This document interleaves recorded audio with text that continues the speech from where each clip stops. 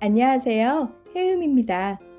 코로나 바이러스 19를 통해 더 강해지는 서울 시민을 위한 7번째 마음 처방전입니다.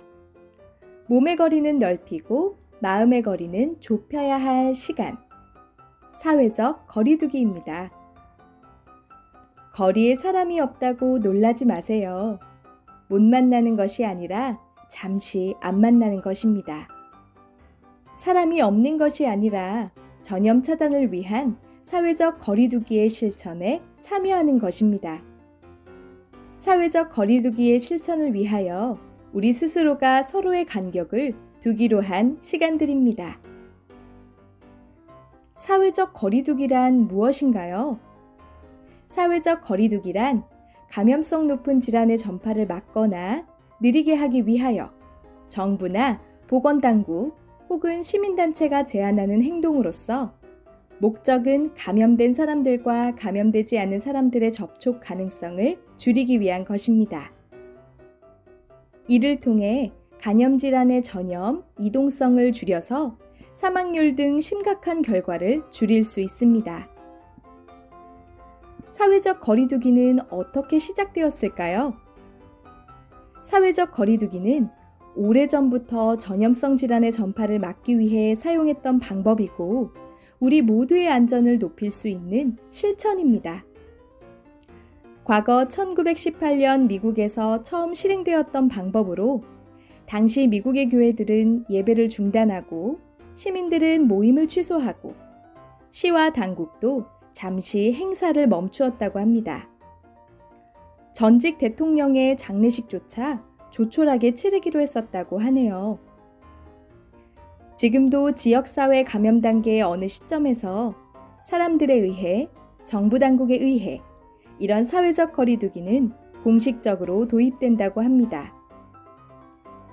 현재 학교의 개학을 미루는 것도 이런 사회적 거리두기 정책의 하나라고 합니다.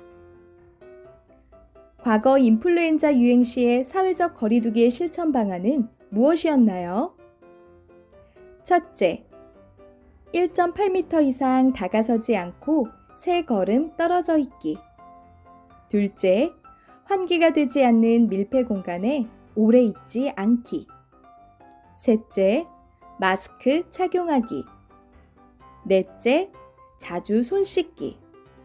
특히 여러 사람이 함께 쓰는 무언가를 만진 뒤에는 반드시 씻는 것이 사회적 거리두기 실천 방안이었다고 합니다. 다만 이 방법이 코로나 바이러스에서도 그대로 효과적인지는 아직 미확인 상태라고 합니다. 사회적 거리두기의 효과는 무엇인가요? 급속한 전파를 막고 병약한 사람들을 보호하고 지역사회 감염의 여파를 일시적으로 조절하는 데 기여하는 것입니다. 지역사회 감염 단계에서 사람 간 전파가 되는 감염성 질환 중에 현재 명확한 약이 없는 상태에서 효과 있는 정책 중 하나라고 합니다. 사회적 거리두기를 잘 활용하는 방법은 무엇인가요? 사회적 거리두기의 적극적인 방식은 안전한 공간에 머무르면서 대면 접촉을 줄이고 자기를 잘 보호하고 관리하면서 전화나 인터넷을 통해 사람들과 교류하고 그동안 잘 정리하지 못했던 책이나 일기 혹은 사람들과의 관계를 돌보는 시간을 갖는 것이라고 하네요.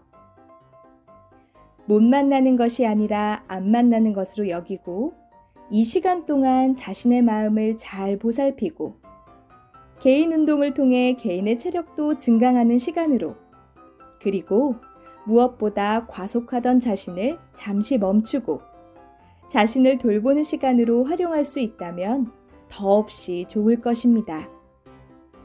가족 앨범 보기, 정기적으로 운동하기, 일기 쓰기, 계획 세우기, 좋은 사람들을 떠올리고 연락하기, 걱정스러운 친지들 연락하기, 감염 종식 이후 새로운 생활 계획 짜기 등 이 기간에 멋진 작업을 했던 사례들도 있다고 합니다.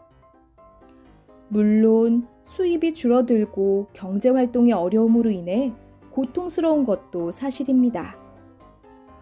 좋은 대책이 빨리 제안되고 실행되기를 바랍니다.